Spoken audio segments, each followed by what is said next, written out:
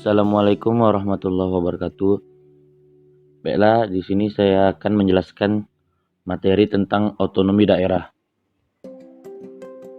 Latar belakang otonomi daerah di Indonesia. Otonomi daerah di Indonesia lahir di tengah gejolak sosial yang sangat masif di tahun 1999. Gejolak sosial tersebut didahului oleh krisis ekonomi yang melanda Indonesia di tahun 1997 yang kemudian melahirkan gejolak politik dan puncaknya ditandai dengan berakhirnya pemerintahan Orde Baru yang telah berkuasa selama kurang lebih 32 tahun di Indonesia.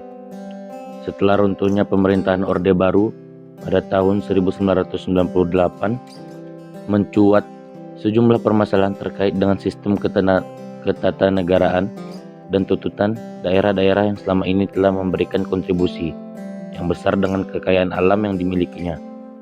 Wacana otonomi daerah kemudian bergulir sebagai konsepsi alternatif untuk menjawab permasalahan sosial dan ketenaga-negaraan Indonesia yang dianggap telah usang dan perlu diganti. Lalu pengertian otonomi daerah. Menurut Undang-Undang Nomor 32 Tahun 2004 tentang pemerintahan daerah, otonomi daerah adalah kewenangan yang diberikan kepada daerah otonom untuk mengatur dan mengurus sendiri urusan pemerintahan dan kepentingan masyarakat setempat menurut aspirasi masyarakat untuk meningkatkan daya guna dan hasil guna penyelenggaraan pemerintahan dalam rangka pelayanan terhadap masyarakat dan pelaksanaan pembangunan sesuai dengan peraturan perundang-undangan. Lalu ada maksud dan tujuan otonomi daerah. Adapun tujuan pemberian otonomi daerah adalah 1. Peningkatan pelayanan masyarakat yang semakin baik.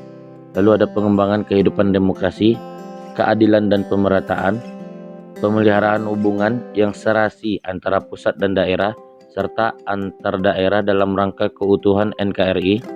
Lalu ada mendorong untuk memberdayakan masyarakat, menumbuhkan prakarsa dan kreativitas, meningkatkan peran serta masyarakat, mengembangkan peran dan fungsi DPRD. Jadi pada dasarnya adalah untuk mencapai efektivitas pemerintahan. Lalu ada sentralisasi melawan desentralisasi. Sentralisasi dan desentralisasi sebagai bentuk penyelenggaraan negara. Sebelum adanya otonomi daerah, Indonesia menganut sistem sentralisasi, di mana semua urusan pemerintahan diatur oleh pusat. Hal ini mengakibatkan ketiadaan ruang prakarsa dan kreativitas daerah dalam memberikan kontribusi pembangunan Indonesia. Setelah terjadi penuntutan reformasi pada tahun 1998, sistem Indonesia dari sentralisasi menjadi desentralisasi dan mulai diberlakukan pada tahun 1999 berdasarkan Undang-Undang Nomor 22 Tahun 1999 dan direvisi menjadi Undang-Undang Nomor 32 Tahun 2004 sebagai jawaban atas kehendak rakyat. Lalu ada dampak positif dan negatif sentralisasi. Dari segi ekonomi, perekonomian lebih terarah dan teratur karena hanya pusat saja yang mengatur. Namun daerah seolah-olah dijadikan sapi perah dan tidak dibiarkan mengatur kebijakan ekonomi daerah. Dari segi sosial budaya, dengan sistem ini perbedaan budaya dapat disatukan sehingga tidak saling menonjolkan budayanya masing-masing dan hanya berpegangan pada Bhinneka Tunggal Ika. Dengan sistem ini, pemerintah pusat begitu dominan dalam menggerakkan seluruh aktivitas negara sehingga mengakibatkan ketergantungan yang pada akhirnya dengan sistem ini pemerintahan pusat begitu dominan dalam menggerakkan seluruh aktivitas negara sehingga mengakibatkan ketergantungan yang pada akhirnya mematikan inisiatif lokal dalam membangun lokalitasnya. Kalau dari segi keamanan dan politik, keamanan lebih terjamin dan jarang terjadi konflik antar daerah.